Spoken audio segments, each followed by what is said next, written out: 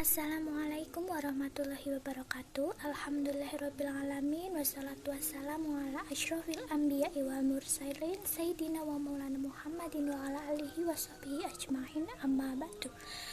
Hadirin rahimakumullah, sebelum saya menyampaikan kultum dengan tema Rasulullah pembawa rahmat bagi alam semesta, melalui kultum ini saya berwasiat kepada diri saya sendiri dan hadirin sekalian untuk senantiasa meningkatkan takwa kita kepada Allah Subhanahu wa Ta'ala pada waktu kapanpun, di lokasi manapun dan dalam kondisi apapun, yakni senantiasa menjalankan semua perintah Allah dan menjauhi semua larangannya, serta janganlah sekali-kali kita mati kecuali dalam pelukan Islam.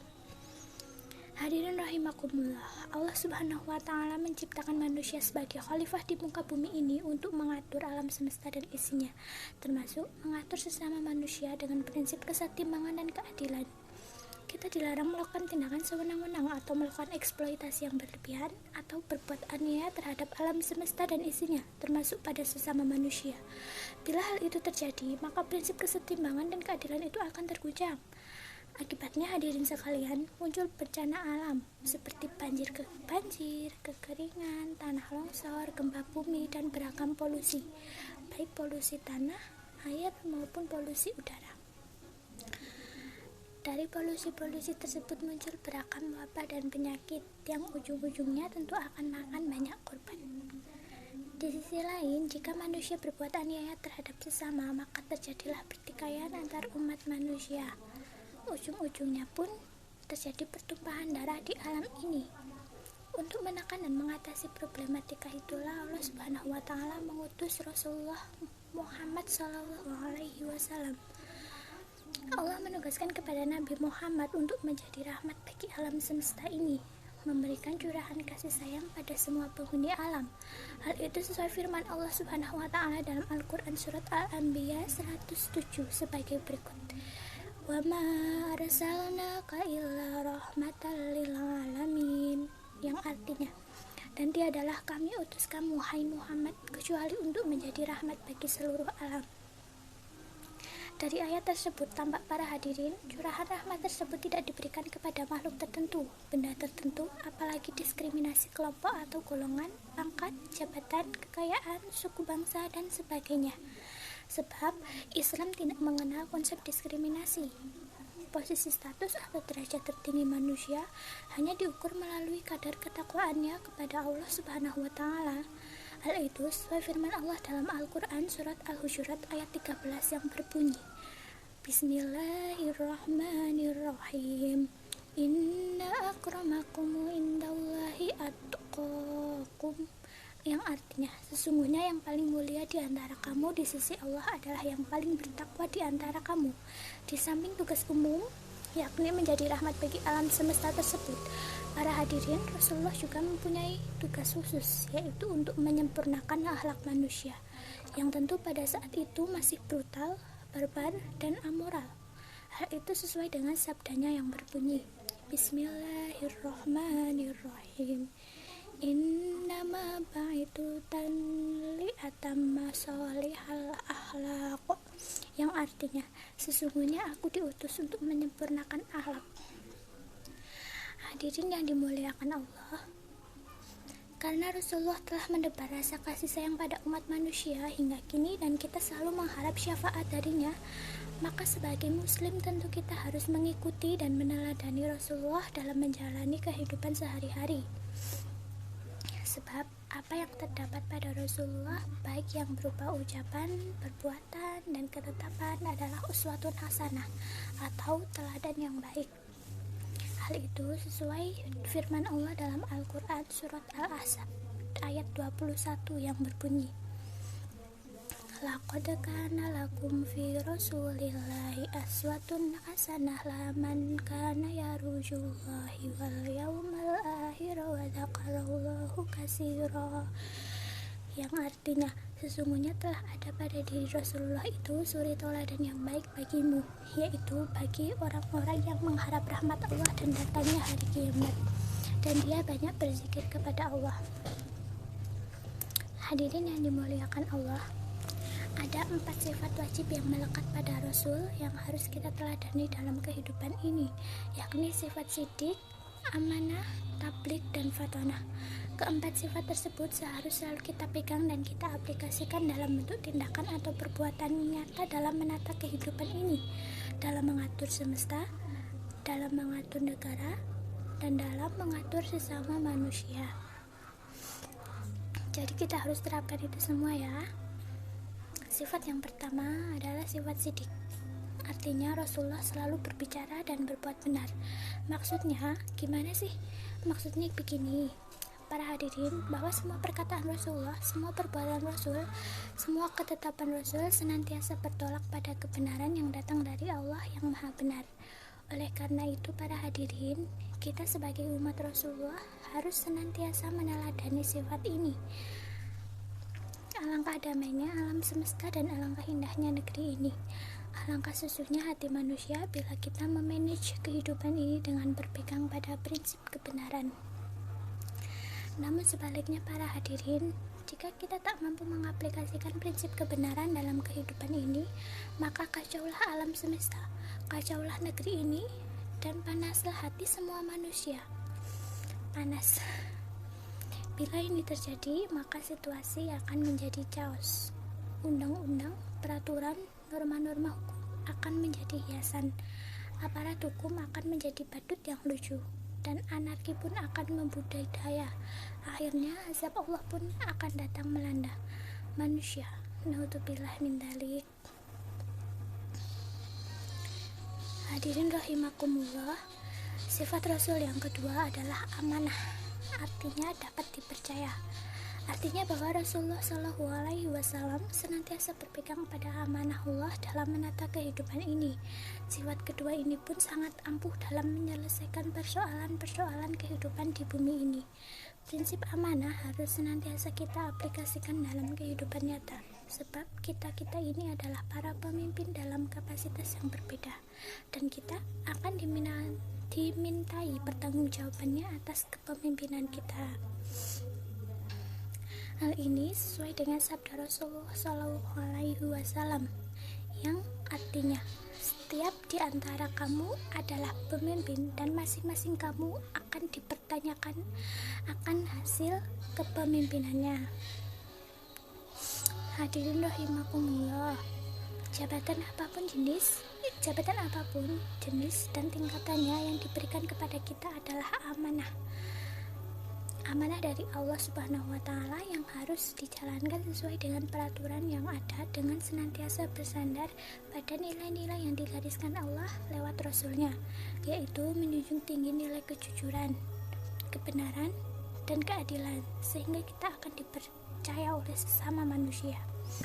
Namun para hadirin, jika kita menganggap jabatan itu sebagai bentuk kekuasaan yang diperoleh dengan susah payah, dengan cara-cara yang tidak benar, bahkan dengan mengorbankan atau mengeluarkan harta yang cukup banyak, maka niscaya kita tidak akan mampu memanage manusia, bangsa, dan negara ini dengan amanah. Karena setan akan senantiasa membisikkan kata-kata indah pada hati kita, sehingga lambat laun kita akan terjerumus dalam lubang korupsi. Lebih-lebih jika kita melihat jabatan sebagai kekuasaan mutlak yang harus dinikmati dan dipertahankan, maka jadilah kita pemimpin yang adikang, adigung, dan adiguna, yang menghalalkan segala cara.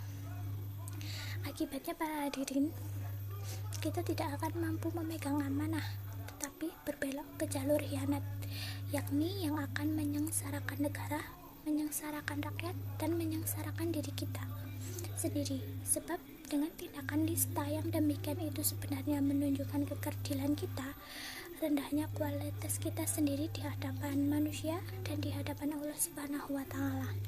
Naudzubillahi min dzalik. Hadirin yang dimuliakan Allah, sifat Rasul yang ketiga adalah tablik. Artinya menyampaikan firman Allah. Maksudnya bahwa Rasul selalu senantiasa menyampaikan ketentuan-ketentuan Allah, aturan-aturan Allah, dan Rasul adalah mubaligh sejati yang selalu mengajak dan berdakwah kepada manusia untuk berbuat kebajikan dan menjunjung tinggi nilai moral atau akhlakul karimah. Kita sebagai umatnya pun diperintah untuk berdakwah, mengajak umat manusia untuk melakukan kebaikan-kebaikan dan mengajak sesama manusia untuk meninggalkan hal-hal yang mungkar. atau lebih dikenal dengan amar ma'ruf nahil mungkar. Rasulullah SAW pernah bersabda, "Balaghu anna walau ayah." Artinya, sampaikanlah dari saya meskipun hanya satu ayat. Dari sabda itu jelas sekali bahwa tugas tabligh dan dakwah bukan semata-mata tugas Rasulullah, ulama, ustadz, kiai maupun mubalik atau dai formal, tetapi siapapun umat Rasul ditugasi untuk berdakwah, baik dalam skup kecil ataupun luas, sehingga nilai-nilai kebenaran yang datang dari Allah dapat tersebar luas. Tentu, para hadirin, sebagai dai, kita pun harus menyuarakan kebenaran kepada siapapun, sekalipun itu kepada saudara kita, istri kita, keluarga kita, orang tua kita, atasan atau bawahan kita. Katakanlah kebenaran itu meskipun akibatnya sangat pahit. Jika mereka diajak berbuat baik tidak mau, bahkan malah nekat berbuat mungkar, maka gunakanlah kekuasaanmu, lisanmu atau teguranmu serta hatimu untuk meluruskannya.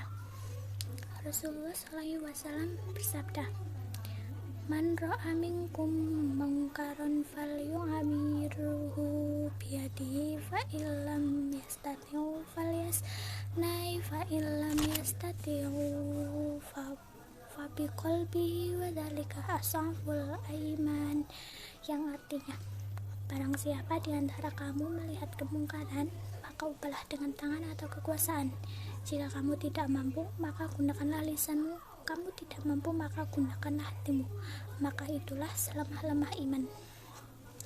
Hadirin rahimakumullah, sifat yang keempat Rasulullah adalah fatonah, artinya cerdik atau pandai. Rasul adalah hamba Allah yang amat pandai. Dengan kecerdikan dan kepandaiannya lah Rasul dapat dengan mudah menerima firman-firman Allah serta dapat menyampaikan firman-firman itu kepada kaum jahiliyah, sehingga mampu merubah mereka menjadi orang-orang yang beradab. Oleh karena itu, sebagai umatnya pun kita harus berusaha untuk memperoleh beragam ilmu, baik ilmu pengetahuan, agama maupun pengetahuan umum lainnya, sehingga kita menjadi orang yang mampu menggali ayat-ayat Allah, ayat-ayat yang tampak seperti alam semesta maupun ayat-ayat yang tidak tampak seperti adanya kehidupan abadi setelah mati. Untuk menjadikan umat manusia pandai, itulah maka Rasul menegaskan bahwa mencari ilmu itu hukumnya wajib. Batasannya pun sangat panjang, yaitu sepanjang kehidupan manusia di dunia. Setelah ilmu itu dikuasai, para hadirin, ilmu tersebut harus diamalkan kepada sesama manusia, digunakan untuk kemaslahatan umat di dunia. Namun, seringkali manusia lupa, ilmu yang diberikan Allah itu tidak digunakan untuk menyinari manusia, tetapi digunakan untuk memperdaya manusia, menzalimi manusia, untuk berbuat manipulasi, korupsi, kolusi, dan sebagainya, yang akhirnya menyengsarakan manusia. Naudzubillahi min dzalik. Hadirin rahimakumullah, akhirnya sebagai penutup kultum yang pertama ini, mari kita renungkan kembali seraya menanyakan kejujuran hati kita sebagai umat Rasul. Sudahkah kita menjalani kehidupan fana ini dengan berpegang pada prinsip kebenaran yang senantiasa menjaga amanah Allah? Sudahkah kita mengajak diri kita, keluarga kita, saudara kita, sahabat-sahabat kita, lingkungan kerja kita untuk mengajak kebaikan dan meninggalkan kemungkaran? Sudahkah kita gunakan ilmu untuk kepandaian kita untuk tujuan kemaslahatan umat manusia? Kalau belum, marilah segera kita akhiri perilaku kita yang tidak benar, tidak amanah, dan segeralah bertobat kepada Allah sebelum Allah menurunkan azabnya atas diri kita. Marilah kita berdoa, memohon ampun kepada Allah, mumpung kita masih diberi kesempatan untuk menghidup udara segar di dunia ini, di dunia yang fana ini. Demikian ceramah agama yang dapat saya sampaikan pada kesempatan hari ini. Semoga dapat bermanfaat bagi kita semua dan dapat kita aplikasikan dalam kehidupan sehari-hari. Lebih dan kurangnya saya mohon dimaafkan. Yang benar datangnya dari Allah Subhanahu wa Ta'ala yang maha benar, dan yang salah, hilaf atau keliru itu datangnya dari saya pribadi sebagai manusia yang tidak pernah luput dari salah, hilaf, dan dosa.